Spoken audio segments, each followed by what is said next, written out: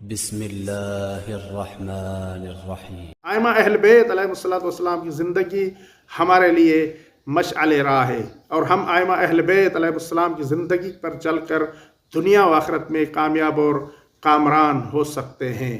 ائمہ اہل بیت علیہ السلام کی پوری زندگی، ان کا کھانا پینا، ان کا اٹھنا، ان کا بیٹھنا، سب ہمارے لیے مشعل راہ ہے۔ ہمیں چاہیے کہ ہم ائمہ اہل بیت علیہ السلام کی زندگی پر عمل کریں، کیونکہ یہی راہ نجات ہے۔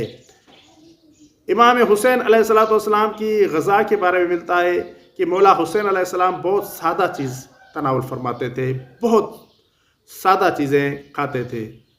اور مولا حسین علیہ السلام کے بارے میں لکھا ہے کانا احب الطعام الیہ الخل، کہ مولا حسین کی پسندیدہ اور محبوب جو غذا تھی وہ خل تھی، یعنی سرکہ۔ مولا حسین زیادہ سرکہ تناول فرماتے تھے۔ اور اس کے ساتھ ساتھ والزیت، یہ بھی لکھا ہے کہ مولا حسین علیہ السلام زیتون کا تیل استعمال کرتے تھے۔ اور لکھا ہے واللبن، اور دودھ زیادہ استعمال کرتے تھے مولا حسین علیہ السلام۔ مولا حسین علیہ السلام کی یہ غذا تھی۔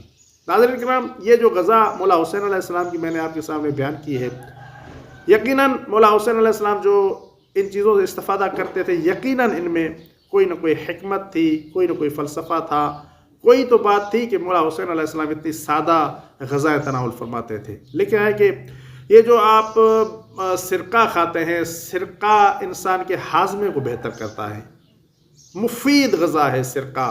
اور رسول اللہ صلی اللہ علیہ وآلہ وسلم کو سرکہ بہت پسند تھا، یہاں تک کہ بعض روایت میں ملتا ہے کہ آپ نے فرمایا سرکہ بہترین سالن ہے، سرکے کو بہترین سالن کہا ہے، کیونکہ اس سے ہاضمہ انسان کا بہتر ہو جاتا ہے۔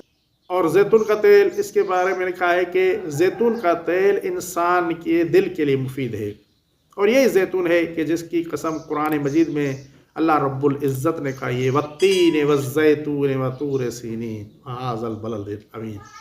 تو اس لیے یہ غذائیں جو سادہ سی غذائیں ہیں، یہ ہمیں استفادہ کرنی چاہیے۔ اور جو لبن ہے، دودھ کے بارے میں تو سب جانتے ہیں کہ دودھ کیسی غذا ہے، ایک مکمل غذا ہے دودھ۔